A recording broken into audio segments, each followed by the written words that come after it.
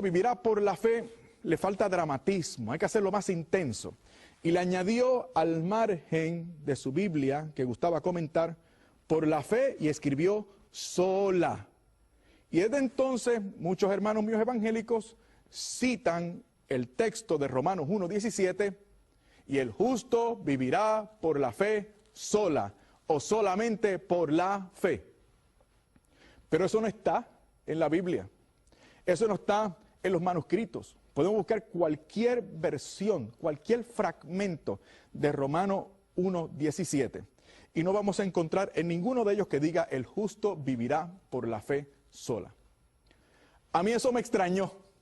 A mí eso me extrañó porque la fe sola para mí era sumamente importante, era uno de los pilares de mi fe evangélica y protestante. Solamente la fe. Algunos estudiantes de Martín Lutero, después de su muerte, vieron su Biblia, sus comentarios, que decían, el justo vivirá por la fe sola, y el añadido que hizo al margen del texto de Romanos 1:17, por la fe y escrito por él, sola. ¿Qué hicieron? En otras versiones de la Biblia, tomaron esa palabra que no existe en ningún manuscrito de Romanos y la añadieron al texto. De ahí otras traducciones en lengua vulgar comenzaron a incluir, el justo vivirá por la fe sola. Pero no existe esa palabra. Ahora, ciertamente la fe es importante, es fundamental, es capital. La fe es el principio, nos lleva a un convencimiento, a una vida, a experimentar a Dios, a tenerlo en nuestra noticia, a confiar en Él. Todo esto es la fe, pero la fe es también contenido, es doctrina. Entonces, la fe es mucho más amplia de lo que nos habíamos planteado. La fe no es un asentimiento intelectual. Yo creo, solo creo, eso es lo que te dicen. Solamente cree, y si crees, serás salvo. Tan sencillo como eso. Solo cree. ¿Será eso cierto? ¿Bastará con un asentimiento intelectual? Creo. Bueno, Santiago 2:20 dice que los demonios también creen y tiemblan. O sea, si alguien no tiene dudas de la existencia de Dios, es Satanás. A él le consta y está más perdido que Judas. ¿Por qué? El asentimiento intelectual, creer en la existencia de Dios, no te salva. Es necesario confiar en Él además. ¿Confiando de qué modo? Confiando con nuestras obras. Nosotros afirmamos la fe por las obras. Por eso mismo dice el apóstol Santiago, en el capítulo 2, versículos del 22 en adelante. ¿Crees tú, dice el apóstol Santiago, que el justo podrá ser justificado solamente por la fe? Y él mismo se contesta, de ninguna manera. De ninguna manera. Yo por mis obras te demuestro mi fe. Entonces es necesario la obra, las obras. Fíjense qué interesante, en el único lugar que aparece en verdad la palabra fe y sola, las palabras fe y sola, es en Santiago 2:24, es precisamente para decirnos que no somos salvos únicamente por la fe sola. Ahora, ¿esto quiere decir ahora que vamos a desvirtuar la fe en favor de las obras? No. Esto sería caer víctima una vez más del sectarismo. Recuerda que estamos hablando de que una mentalidad católica es una mentalidad que abarca, que se refiere a toda la revelación, que no se conforma con un texto por aquí y un pasaje por allá, una doctrina por aquí y una doctrina por allá. No, es una mente integrada porque está en comunión con la iglesia para revelar esa verdad plena.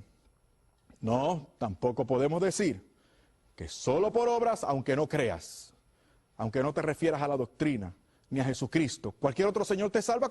Para comenzar, Dios no quiere solo que te portes bien. Dios no quiere de ti y de mí que seamos buenos. Dios quiere que seamos santos y que solamente por la fe. Dice Mateo 7:21. No todo el que diga Señor, Señor entrará en el reino de los cielos, sino aquel que hace la voluntad de mi Padre. No podemos fragmentar los asuntos de fe como hacen las sectas. No, de ninguna manera. tenemos que buscar el contenido completo y pleno de la fe. ¿Cómo resolvemos esto? Gálatas 5:6. Ahora, en el nuevo pacto, dice San Pablo, ahora en la nueva ley, no es solo la circuncisión o la circuncisión, sino la fe que obra por la caridad. La fe obrando en caridad. Una acción en fe. Una vez más, contenido completo de la fe, sin fragmentar. No podemos decir además, siguiendo con el mismo tema, como Jesucristo es el único mediador, podemos excluir otros mediadores. De ninguna manera, eso no es así. La mediación de Cristo no es excluyente, sino integrante. Aúna, añade. Por eso el apóstol solicita que intercedan por él en Efesios 6:18, para que a él le sea dada la palabra que conviene a los fieles. Y hablando de la intercesión, por si acaso se me olvida luego, tenemos evidencia de esa intercesión de los santos también en Apocalipsis capítulo 5, versículo 8 y capítulo 8, versículos 3 y 4. Además de Tobías 12:12 y segunda de Macabeo capítulo 12. Bueno, ¿qué podemos decir también acerca del bautismo? Otra cosa interesante, de hecho, fue el primer dilema que me planteé. Fue un asunto de bautismo.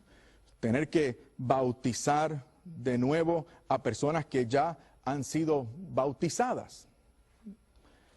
El bautismo era para nosotros, y los amigos evangélicos que me están escuchando, en la mayoría de sus denominaciones también, el bautismo es una ordenanza, un ritual que se lleva a cabo para expresar simbólicamente que esa persona ha sido restituida, ha sido salva, digamos.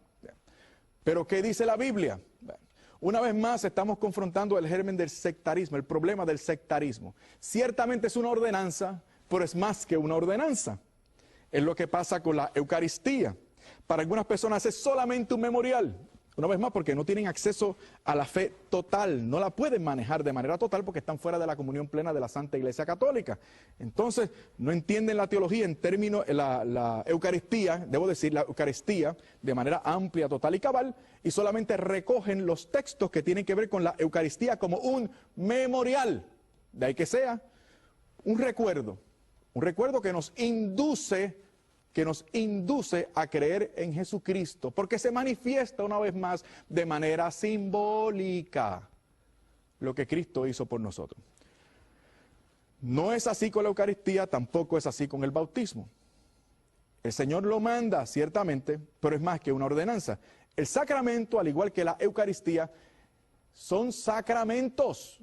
Sacramentos significa que ocurre en nosotros verdaderamente ocurre en nosotros de manera real lo que queremos manifestar con el rito. Es decir, se echa agua y esa agua que significa la purificación del pecado original de esa persona, en verdad hace que ocurra eso en el alma de la persona que está recibiendo el sacramento. De ahí que el bautismo sea principio de salvación. Entonces, ciertamente la fe, por supuesto que las obras también, pero el bautismo es necesario. ¿Cuál fue la instrucción que dio el Señor? En Mateo 28:19. Vayan y hagan discípulos a todas las gentes. ¿Cómo se hace discípulos a todas las gentes? Bautizándoles en el nombre del Padre, del Hijo y del Espíritu Santo. ¿Cómo se hacen discípulos? ¿Cómo entramos al pacto de gracia? Mediante el bautismo, que es un sacramento que nos limpia de pecado. Por eso San Pablo habla en Romanos 6 acerca del bautismo como un baño de regeneración. Y hace el llamado también de que no podemos volver a caer en delitos y pecados porque hemos sido lavados por el baño de regeneración. Ya no puede haber más práctica de pecado porque hemos sido lavados. A ese bautismo. El bautismo es importante, es la puerta de entrada al reino. Así en el